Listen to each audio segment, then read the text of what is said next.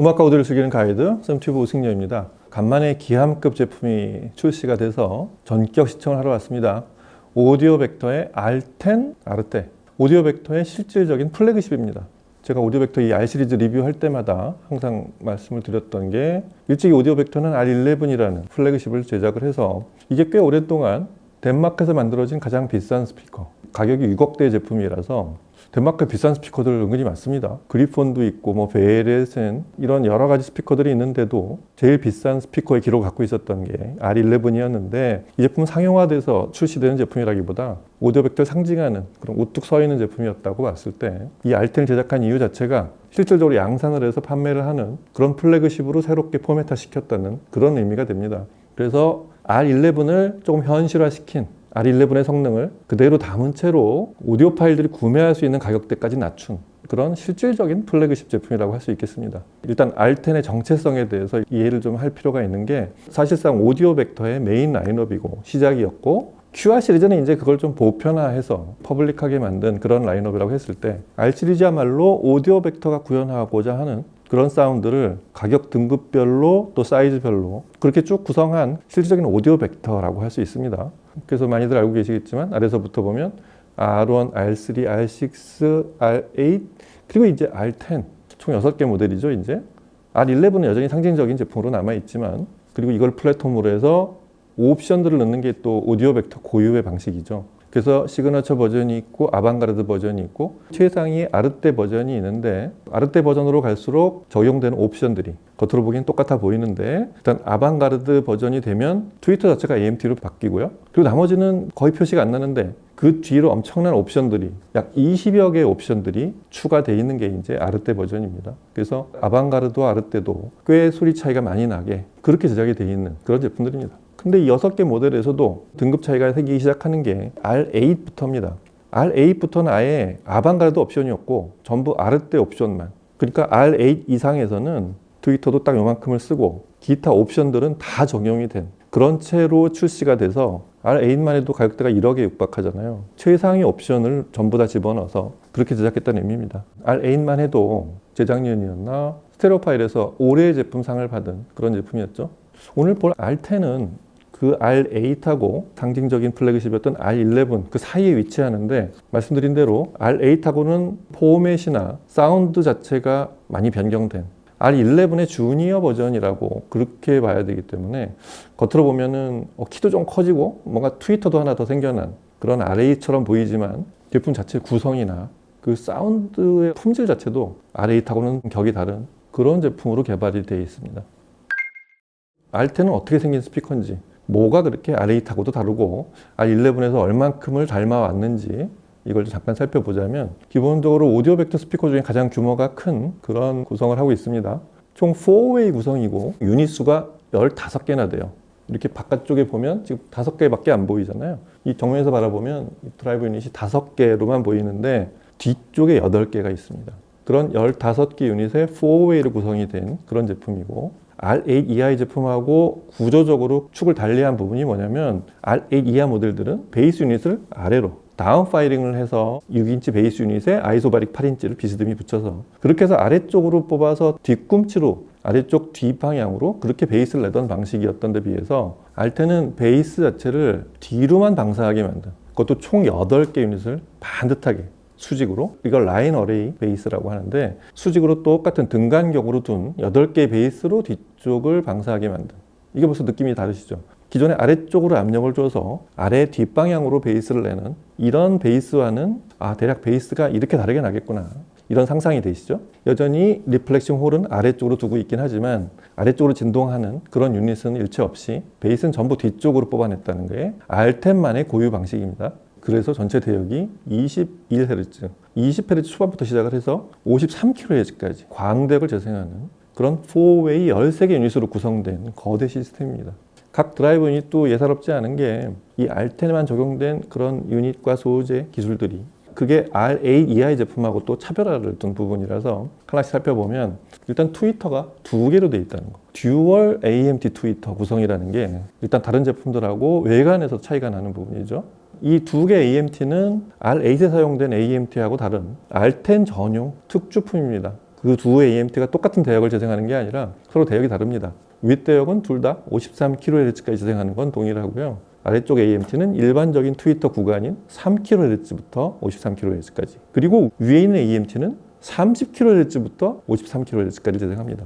그래서 오디오 벡터에서는 이 트위터를 하이퍼 트위터 혹은 뭐 익스트림 트위터, 슈퍼 트위터는 개념도 다르지만 명칭도 서로 다르게 부르고 있는 그런 최상위 대역을 재생하는 트위터와 일반 트위터, 이렇게 듀얼 AMT로 구성이 되어 있다는 게 일단 가장 먼저 눈에 띄는 부분입니다. 그리고 이 아래쪽에 있는 3개 유닛, 이건 당연히 미드레인지겠죠. 여기서도 서로 역할이 다릅니다. 일단 3개 중에 맨 위에 있는 게 일반 미드레인지고 아래쪽 2개는 로어 미드레인지, 그러니까 대역이 미드레인지보다 조금 낮은 대역을 재생하는 그런 더블 미드레인지 구성을 한, 그렇게 3개 미드레인지가 구성이 되어 있고, 전통적으로 이 베이스하고도 구형이 똑같은 이 미드레인지는 오디오 벡터에서는 6.5인치로 제작을 하죠. 근데 이 3개 미드레인지는 알텐에서만 또 특별하게 제작을 한 게 기본적으로 AFC라고 불러요. 방막으로 카본 사이에 중간에 폼을 집어넣은 그런 샌드위치 구성으로 제작이 되어 있기도 하지만 드라이브 방식 자체를 AFC라는 특별한 설계를 했어요. 영국의 어디 리뷰를 보니까 이거를 아스날 풋볼 클럽이라고 쓴 그런 농담식으로 쓴 리뷰어가 있던데, 그게 아니고 AFC는 Accelerated Force Concept입니다. 항상 이 오디오 벡터 알파벳 3개로 된 그 옵션의 끝이 C로 끝나는 게 많은데 그 C는 다 컨셉이라고 그 의미인데, 이 알텐에만 적용된 Accelerated Force Concept은 뭐냐면 처음에 신호를 줬을 때 카본 샌드위치 구성으로 된 유닛의 서라운드 재질, 이게 아코디언처럼 이렇게 주름이 진 채로 동작을 빨리 할 수 있게 만든, 그래서 엑셀러레이티드라고 부르는데, 이거를 이 콘서티나라고, 이게 아코디언처럼 생긴 악기 이름이 있는데, 그래서 콘서티나 서라운드라고 부르는데, 재질 자체를 이제 네오프렌 같은 요 기민하게 동작할 수 있는 특수 소재를 써서 이 6.5인치 진동판에 첫 신호가 들어오면 아주 기민하게 동작을 할 수 있게, 아주 민감하게 첫 동작을 시작할 수 있게 만든, 그건 아마도 주로 트위터와 위상을 정확하게 맞추기 위한 그럴 목적으로 아주 빠르게 동작을 할 수 있게 만든 것 같은데, 여하튼 그 방식이 알텐에만 고유하게 적용이 된 6.5인치 AFC 미드레인지 방식이라고 그렇게 소개하고 있습니다. 그리고 보이지 않는 이 뒤쪽에 있는 8개의 베이스는 전부 5인치 구경의 유닛을 쓰고 있습니다. 종종 오디오 벡터의 RCD 뒤쪽을 보신 분들은 알겠지만 드라이브 유닛의 뒤쪽을 개방시켜 놨었어요. 특히 아르떼 옵션들은 다 그렇게 개방을 해서 동작하게 만들었는데, 이 알텐은 8개나 되는 베이스를 뒤쪽에 다 배치하고 보니까, 뒤쪽 배프를 수직으로 전부 사용을 해서 그렇게 베이스를 배치하다 보니까 구간 이렇게 표시나게 8개로 되어 있긴 하지만 실질적으로는 전체가 다 열려있는 그런 구조로 제작이 되어 있습니다. 그리고 그 맨 위쪽은 듀얼 AMT 트위터의 뒤쪽은 아르떼 버전답게 개방시켜 놓은 그런 별도 리플렉션 홀이 맨 위쪽에 따로 마련이 되어 있고요. 알텐에 사용된 유닛만 해도 이런 구조로 되어 있습니다. 그리고 이 드라이버들이 동작하게 하는 내부 네트워크에도 엄청난 물량이 들어가 있고, 알텐에만 적용된 그런 부품들이 대거 투입이 되어 있습니다. 일단 이 저항 있죠. 레지스터만 해도 필름 레지스터를 사용했고, 그리고 보이스 코일은 커퍼, 그 동선을 쓰죠. 그 커퍼 보이스 코일을 쓰고 있고요. 그리고 이제 커패시터가 이제 정작 가장 많이 신경을 쓴 부분으로 보이는데, 그 포일 커패시터 쓰죠. 일반 커패시터가 아니라 이렇게 얇은 막으로 둘둘만 커퍼 포일 커패시터를 쓰고, 그 바깥쪽을 피막 처리했어요. 주석으로. 그걸 주석 플래싱 방식이라고 하는데, 그렇게 코팅 처리를 한 커패시터, 그리고 바이패스 커패시터는 듀얼런드제를 사용하고 있습니다. 그리고 자질구레함까지 얘기하면 절연체도 듀얼 극저온 처리를 한 폴리프로필렌을 사용해서 순도와 강한 트랜지언트가 들어왔을 때 빠르게 반응하고 열에 강한 그런 네트워크를 구성을 해서 이 총 13개 드라이브 유닛을 기민하게 분리시켜서 동작을 하게 한 그런 구성으로 되어 있습니다. 그것만 해도 참 할 얘기가 많죠. 그리고 또 오디오 벡터 R 시리즈에서 빼놓을 수 없는 게 인클로저에 대한 얘기죠. 인클로저 자체는 자사에서 선정한 고강도 판넬, 그 파이버 보드로 제작을 하는데, 진공 상태로 깎아내서 전체 구간의 강도가 균일하게 나오게 만든 그런 인클로저 제작이 되어 있고, 안쪽 브레이싱이 또 특이하죠. 고강도로 전 구간을 견고하게 그렇게 지탱하고 있는 브레이싱에 뒤쪽은 살짝 뒤로 좁아지게, 이거는 90년대가 시작되면서부터 오디오 벡터가 디자인했던, 꽤 일찍부터 이렇게 류트형으로 디자인된 그런 인클로저 디자인으로 계속 제작이 되고 있고요.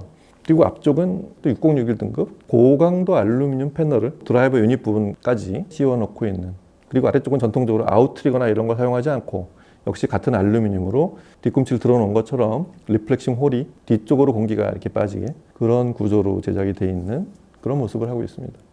무엇보다 이 오디오 벡터에서만 유일하게 전 세계 어느 하이엔드 스피커에도 볼 수 없는 독특한 그런 옵션들 있잖아요. 알파벳 3개로 끝나는. 댐핑 팩터를 뒤쪽에서 3가지나 선택할 수 있어요. 앰프에 따라서. 그걸 이제 DFA라고 하고.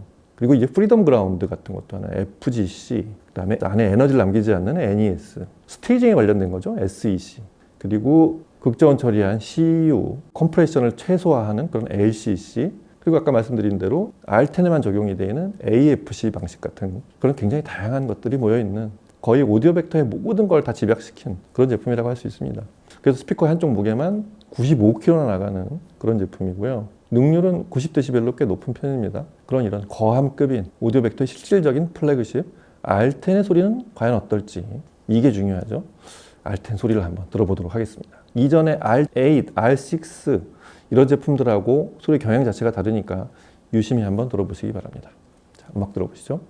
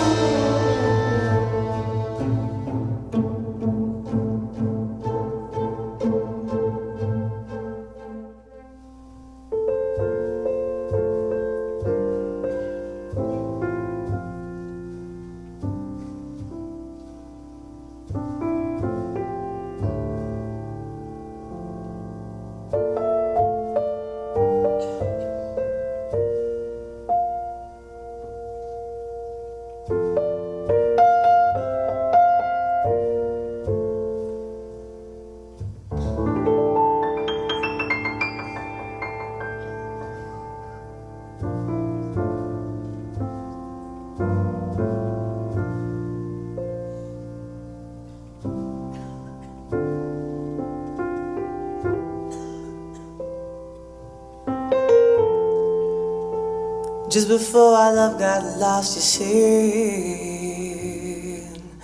I am as constant as a northern star, I said. Constantly in the darkness, where's that at? If you want me, I'll be in the bar.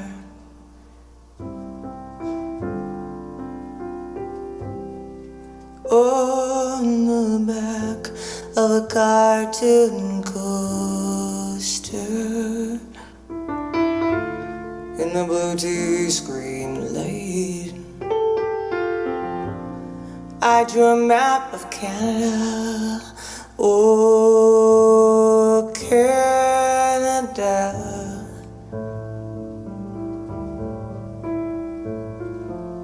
With your face sketched on it twice. Oh, you're in my blood like holy wine. You taste so bitter and you taste so sweet. Oh, I could drink a case of you, darling, and still be on my feet. I'd still be on my feet. 이 북유럽 스피커들이 특히 그렇게 디자인하는 경우가 많은데 제품 자체를 슬림하게 만들어요.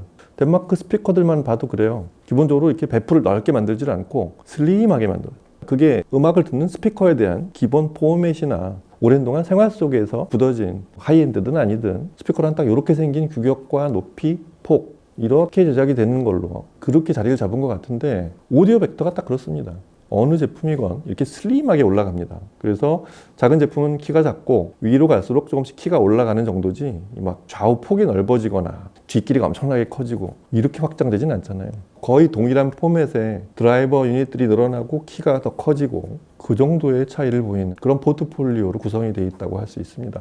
그래서 R10도 R8에서 키가 조금 더 커진 그 정도 사이즈고 트위터가 두 개인 게 눈에 띄긴 하지만 자세히 보지 않으면 R8하고 크게 차이를 못 느낄 정도로 난 얘보다 두세 배 비싼 제일 위의 제품이다. 그렇게 막 권위적으로 디자인을 하지 않은 그런 제품이라는 것도 그 오디오 벡터의 디자인 철학 같은 게 담겨져 있는 그런 플래그십이라고 할 수 있겠습니다.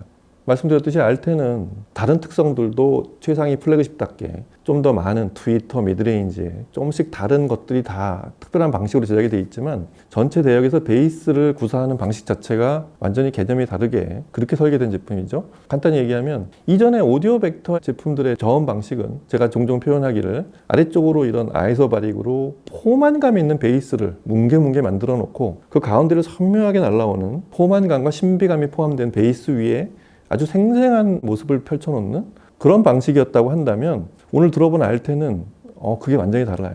뒤쪽에 베이스가 8개나 배열이 돼 있지만 베이스 자체도 그냥 미드레인지와 트위터하고 똑같이 움직이는 듯한 느낌? 그러니까 대단히 자연스러운 베이스가 느껴지게 만든 그런 방식이에요. 저는 처음에 8개 베이스 유닛이 뒤쪽에 있다고 그래서 엄청난 스케일과 규모로 막 베이스가 쏟아지는 이런 소리를 만드는 게 아닐까 했는데 정반대입니다. 오히려 베이스를 대단히 사실적으로 만들어내고 너무 과도하게 쏟아지지 않게 만들어서 기존의 아이소바릭을 써서 아래와 뒤로 방사하는 방식에 비해서 베이스 해상도가 훨씬 늘어나고 미드레인지나 트위터하고 일체감 있게 동작하게 만들었어요. 저는 이게 좀 신기한 게 한두 개가 아니고 8개의 5인치 드라이버가 앞쪽에 있는 미드레인지와 트위터하고 똑같이 움직이게 만든 이런 일체감이 그게 이 스피커를 듣는 내내 굉장히 특별하다고 생각을 했습니다. 그게 오디오 벡터가 구현하고 싶은 그런 광대역을 재생하는 방식이라고 생각이 됩니다. 그래서 이런 베이스 비트가 있는 곡들을 들어보면 저희 익숙한 어쿠스틱 알케미의 자메이카 핫빛 같은 곡을 들어보면 쿵짝쿵짝 하는 이런 아주 단순 비트인데 이게 저음 품질이 대단히 녹음이 잘 된 지금 이 시스템의 저음이 어떻게 들리느냐를 확인할 때 자주 들어보는 그런 곡인데 베이스가 과도하게 쿵쾅쿵쾅 거리지 않고 울림을 남기지 않는 건 뭐 당연하지만 이게 혹시 미드레인지에 연장된 어떤 조금 더 낮은 대역? 이런 느낌이 아닐까 싶을 정도로 베이스하고 미드레인지가 서로 다르게 동작하지 않고 하나처럼 이어져서 살짝 뒤에 그림자처럼 보이는 대단히 자연스러운 베이스를 냅니다. 베이스 자체 해상도도 선명하게 들리고 미드레인지도 대단히 자연스럽게 들리는 그런 효과가 생겨난 새로운 자메이카 핫빛이 들렸습니다. 그리고 플래그십답게 악기 수가 많아지고 이 트랜지언트 강하는과 약하는 이 넓은 다이나믹 레인지와 그 복잡한 신호들 이런 게 총체적으로 움직이는 말로 교향곡 6번 스케르초 같은 이런 곡을 들어보면 이런 복잡한 얼개 속에서의 각 대역이 움직이는 느낌 이건 좀 더 천연스러워요. 그러니까 이 높은 대역은 중역대 이하에서 뭔가 이렇게 꿈틀거리고 강하게 쳐도 굉장히 천연덕스럽고 선명하게 스피커의 바로 뒤쪽에 그리고 스피커 좌우폭을 넘어서 반짝거리면서 유연하게 흐르는 느낌 대단히 선명하지만 거친 순간 하나도 없었고 아주 눈에 선명하게 잘 보이는 채로 이렇게 매끄럽게 움직이는 특히 그런 현악 파트와 금관 악기들 이런 소리들이 대단히 생생하게 느껴졌다는 거예요. 이게 이전에 R8나 R6에 들었던 소리하고는 많은 차별화가 돼요.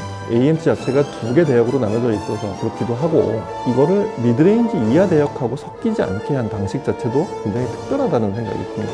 어쩌면 알텐에서 가장 돋보이는 부분이 바로 이 중역대 이상에서 들리는 아주 생생한 느낌? 이건 아주 특별했고 다른 오디오 벡터 스피커하고 다르지만 최근에 들어본 이런 하이엔드 스피커들에서의 높은 대역하고 결이 다른 특별한 높은 대역을 보여줘서 굉장히 좋았습니다.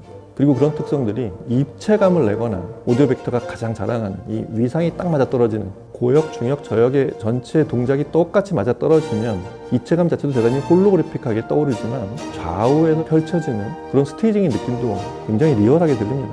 실제 연주 공간의 한복판에 들어와 있는 듯한 느낌을 받게 되는 그게 오디오 벡터의 어떤 절정 같은 그런 장면인데 저희 익숙한 곡 중에 그런 걸 제일 잘 나타내주는 곡이 바로 다이애나 크롤의 파리 라이브에 있는 케이스 오브 유 같은 곡이에요. 참 빈번하게 들어서 더 특별할 것도 없고 시스템에 따라서도 뭐 크게 달라지는 것도 없는 그런 곡인데 알텐에서 들어보니까 이 곡은 또 달라집니다. 공간 자체가 좀 더도 아니고 훨씬 홀로그래픽하게 그런 공간의 크기 속에 저 너머에 무대 살짝 위쪽에 있는 다이애나 크롤의 모습이 떠오르기도 하지만 그 사람의 사이즈 자체가 실제 사람의 사이즈만큼 보이기도 하고 동작이 미세하게 움직일 때 음이 강하고 약해질 때 그런 미세한 에너지 변화의 차이가 전체 입체감을 내는데 크게 기여를 하고 있어서 이거는 전망이 좋은 스테이징이라기보다 무대 바로 앞에 앉아서 이렇게 위로 올려다보고 있는 느낌 거기에 굉장히 가까웠습니다. 지금 이 알텐 리뷰를 하면서 들어본 여러 곡 중에 가장 감탄스러운 그런 곡이었어요. 다음에 시청하셔서 알텐을 들어보실 일 있으면 다이애나 크롤의 파리 라이브 한번 꼭 들어보실 것을 권합니다.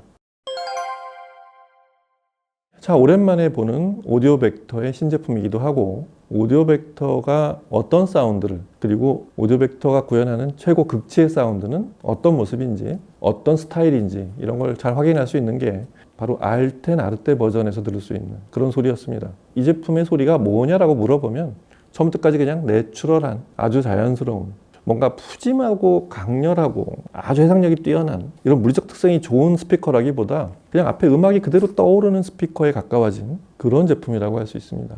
그래서 알텐은 방식도 그렇지만 아래 제품들 A6, 3 이런 제품들하고도 음악을 구현하는 품질 자체도 많은 차이를 보이는 그런 플래그십이라는 생각을 하게 됐습니다.